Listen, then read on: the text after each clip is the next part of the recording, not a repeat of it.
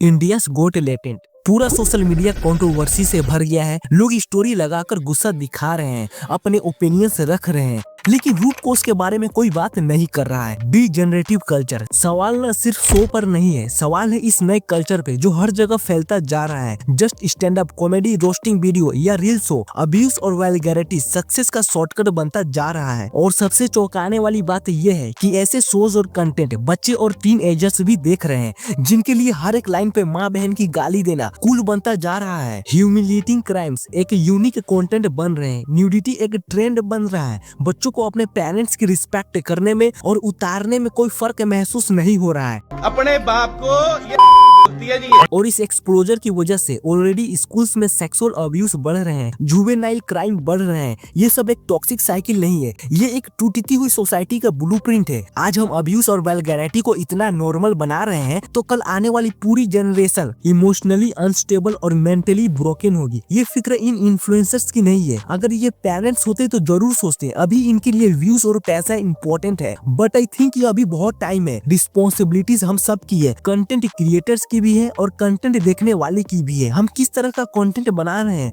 और देखने वाला किस तरह का कंटेंट इनकरेज कर रहे हैं, किनको अपना आइडल बना रहे हैं। हम सब पे इन्फ्लुएंस किसका होना चाहिए, जो सोसाइटी को गिराने में लगे हैं, या फिर वो आर्मी ऑफिसर्स, वो एंटरप्रेन्योर, वो साइंटिस्ट, वो टीचर, वो इन्फ्लुएंसर जो सोसाइटी को बनाने में लगे हैं। एक चीज हमेशा याद रखनी होगी, ये कंटेंट फ्री होता है लेकिन इसका असर बहुत महंगा पड़ सकता है।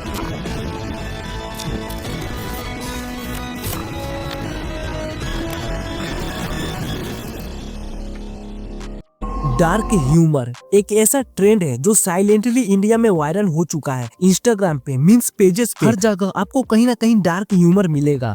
एक बच्चा प्लेटफॉर्म से नीचे गिर गया, पटरियों पे एक ट्रेन आके उसको कुचल के चली गई। जो 2000 रुपए मेरे वसूल हुए ना, कंटेंट के नाम पर वल्गैरिटी और डार्क ह्यूमर के नाम पर इनसेंसिटिविटी जोक्स मारना। मैंने अपने संतरों को मसल कर उसका रस निकाल दिया और वह कुछ ऐसा दिखता है। मधुर Willey, his father passed away. बाप मर गया। बिकॉज कहीं ना कहीं आज के टाइम पर this is the easiest formula for social media fame. इस लड़की को आपने देखा होगा, कंटेंट के नाम पर सेक्सुअलाइजेशन और वल्गैरिटी की सारी हदें पार कर चुकी है। और इन्होंने बायो में क्या मेंशन किया है, इंडियास्ट बिगेस्ट स्नैक रिव्यूअर। ऐसा कंटेंट करके आप बिगेस्ट स्नैक रिव्यूअर बनते हो। इनकी वायरलिटी का रीजन डार्क ह्यूमर के नाम पर वल्गर और सेंसलेस वीडियो बनाना है। अब ऐसे क्रिएटर्स की लिस्ट तो बहुत लंबी है, बट चौंकाने वाली बात यह है कि most of them are having at least close to millions of followers on their accounts. But क्या लगता है ये कोई मजाक है? बिल्कुल भी नहीं। आज के इस वीडियो में हम समझेंगे what is dark humour.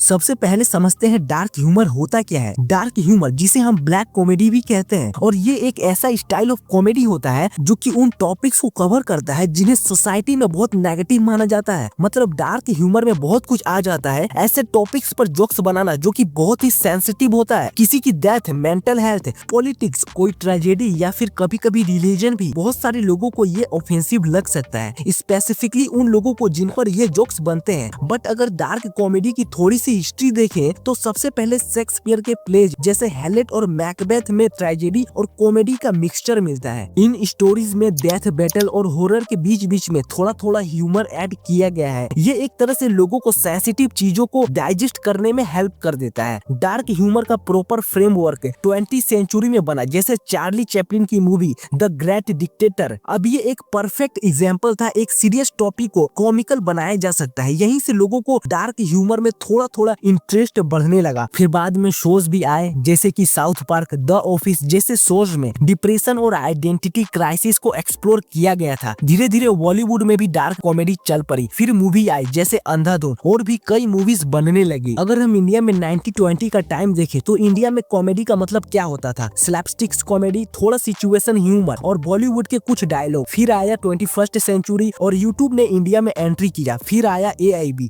EIC और काफी न्यू कॉमेडियन है जो काफी सेंसिटिव और रिस्की टॉपिक्स पर जोक्स मारने लगे। Actors who have no idea how to launch themselves if it wasn't for Karan Johar.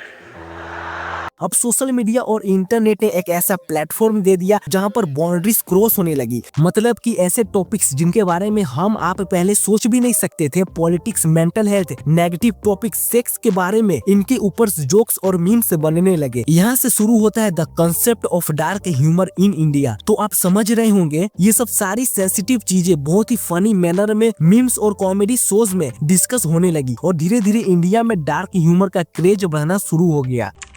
आपने कभी सोचा है लोगों को डार्क ह्यूमर में इतना इंटरेस्ट ही क्यों होता है? मतलब ये तब तक लोगों को फनी लगता है जब तक ये जोक्स उन पर ना बोला जाए जो ये देख रहा होता है। डार्क ह्यूमर का सब्जेक्ट बहुत ही सीरियस और सैड होता है, जिस जोक्स के पीछे कोई साइकोलॉजी नहीं होती है। अभी इंडियाज गॉट टैलेंट चल रहा था और इतने ज्यादा व्यूज आ रहे थे, करोड़ों ऑफ व्यूज, और उसमें ऑन द सोर्स किसी के डेथ का मजाक बनाया जा रहा है। मतलब जिसका डेथ हुआ है उसका बेटा भी वहीं बैठा हुआ है और लोग हंस रहे हैं। Mother Worli. His father passed away. Yeah, that's all. That's all I have on Mother Worli. I knew तो हंसेगा इसमें। एकदम deranged humor है इसका भाई। बाप मरेगा। और फिर भी लोगों को कोई फर्क नहीं पड़ता, लोग उसी पे हंसे जा रहे हैं और लोगों को किसी के डेथ पर भी हंसी आ रही है तो लोग डेफिनेटली मेंटली डिस्ट्रैक्ट हो चुके हैं। साइकोलॉजी से देखे तो डार्क ह्यूमर एक तरीका है हमें दुनिया के प्रॉब्लम से फेस करने का। हम सबके अंदर कहीं ना कहीं कुछ डर और क्यूरियोसिटी होती है और जब हम उस डर के ऊपर हंसना शुरू कर देते हैं तो हमें वो डर उतना सीरियस नहीं लगता है। जैसे डेथ, डिसेबिलिटी, गरीबी, ऐसे टॉपिक्स जिससे लोगों को डर लगता है, हम कभी इन पे ओपनली डिस्कस भी नहीं करते हैं, बट मीम्स और जोक्स की हेल्प से इसे देख लेते हैं बिना डरे हुए। लोग गरीब होना बहुत बड़ा मुसीबत समझते हैं, जैसे हसीब खान का ये stand up comedy middle class. मैंने लोगों के घर में अच्छी अच्छी बातें होती देखी, कोई पॉलिटिक्स पे बात कर रहा है, कोई क्रिकेट पे बात कर रहा है। मेरे घर पे इतनी वाहियात बात चल रही है, घर में सब लोग मिलके एक ही बात कर रहे हैं कि पार्ले जी में पहले 16 बिस्कुट आते थे, आजकल 12। मतलब लोग गरीबी से डरते हैं और लोग गरीबी पर भी हंस रहे हैं। अब ये रिलेट करने का नया तरीका है क्योंकि लोग कहीं ना कहीं किसी न किसी स्ट्रगल से जरूर गुजरते हैं। आपने हेरा फेरी मूवी देखा होगा, हम और आप उनकी गरीबी पर हंस रहे हैं, उनके डे बाय डे प्रॉब्लम्स पर भी हंस रहे हैं।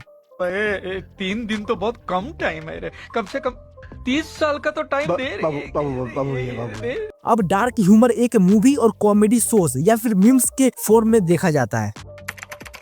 अब आज के टाइम पे सोशल मीडिया पर जितने भी मीम्स पेजेस चल रहे हैं वो डार्क ह्यूमर को ही मेन कंटेंट का निश बनाकर चल रहे हैं। देखो नॉर्मल मीम्स फनी तो होते ही हैं, बट डार्क ह्यूमर रिलेटेबल हो या ना हो बट शॉकिंग बहुत होते हैं एंड कई बार सारी हदें पार कर देते हैं। और एक डार्क ह्यूमर और ऑफेंसिव जोक में बहुत बड़ा डिफरेंस होता है। लेकिन आज के टाइम पे मोस्टली मीम्स पेजेस क्या कर रही है कि वो शॉकिंग मीम्स तो बनाते हैं जिसमें ह्यूमर नाम का कोई चीज नहीं होता है। और आज के टाइम पे मीम्स पेजेस की जगह इंडिविजुअल क्रिएटर्स अपना फेस लेकर आ गए हैं। अब वहाँ पे एक सेजन नाम का अकाउंट है और ये लड़की इतनी बाहियात और सेंसलेस वीडियो बना रही है, इतने गंदे वीडियोस हैं, ओनली वल्गैरिटी, इतना गंदा वीडियो है कि आपका दिमाग हिल जाएगा। एंड अब सिर्फ और सिर्फ number of shares and views देखो, कितने सारे लोग हैं जिनको ये सब कंटेंट में इंटरेस्ट है। अब यही डार्क ह्यूमर बहुत ही टॉक्सिक भी होता जा रहा है और इसी के थ्रू इतने सारे ऑनलाइन बुलिंग भी चल रहा है कि कोई उसको नोटिस नहीं कर रहा है। इंस्टाग्राम की आधी ऑडियंस डार्क बन चुकी है और अगर कोई डिसेबिलिटी है तो लोग उसका भी मजाक बना देते हैं। स्किन कलर पे मजाक बन रहा है, बॉडी शेप पे मजाक बन रहा है, किसी के पर्सनल लाइफ के ऊपर उसके लुक्स और कलर के बारे में बुली कमेंट करते हैं और लोग उसको फनी समझते हैं। मतलब मीम्स पेजेस आजकल किसी को पकड़ के या तो एकदम उसको ऊपर ले जाएंगे या उसका फ्यूचर ही खा जाएंगे। मतलब उस चीज को इतना गलत वे में प्रमोट कर देंगे कि वो बंदे का लाइफ ही खराब हो जाएगा, उसको लोग कुछ भी बोलने लग जाएंगे। फॉर एग्जाम्पल MBA चाय वाला, उसको मीम्स पेजेस वालों ने बोल दिया पनौती। कोई इंसान पनौती नहीं होता है बट लोग इतना ज्यादा प्रमोट कर देंगे कि वो इंसान पनौती हो गया। एक और एग्जाम्पल है 16 साल का प्रांशु, उसके साथ क्या हुआ था, उसको मीम्स पेजेस वालों ने इतना ट्रोल किया कि आज के टाइम पे उसके साथ क्या हुआ, ही इज नो मोर, क्योंकि वो नहीं फेस कर सका, क्योंकि वो अभी 16 साल का बच्चा था, वो उतना ट्रोल नहीं झेल पाया। मतलब ये जोक से सिर्फ मीम्स बनकर नहीं रह जाते हैं, ये एक टॉक्सिक वेब बन जाते हैं जो कि एक इंसान के मेंटल हेल्थ को इफेक्ट करते हैं।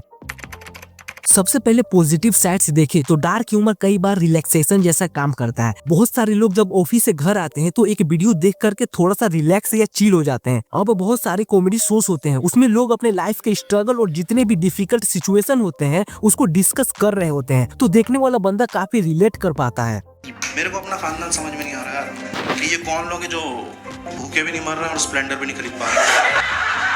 और उसको ऐसा लगता है कि नहीं भाई मैं अकेला नहीं हूँ, बहुत सारे लोग हैं जिनके लाइफ में प्रॉब्लम्स है। और देखने वाला बंदा जब उस जोक्स पे हंसता है तो उसे बहुत ही रिलैक्स फील होता है।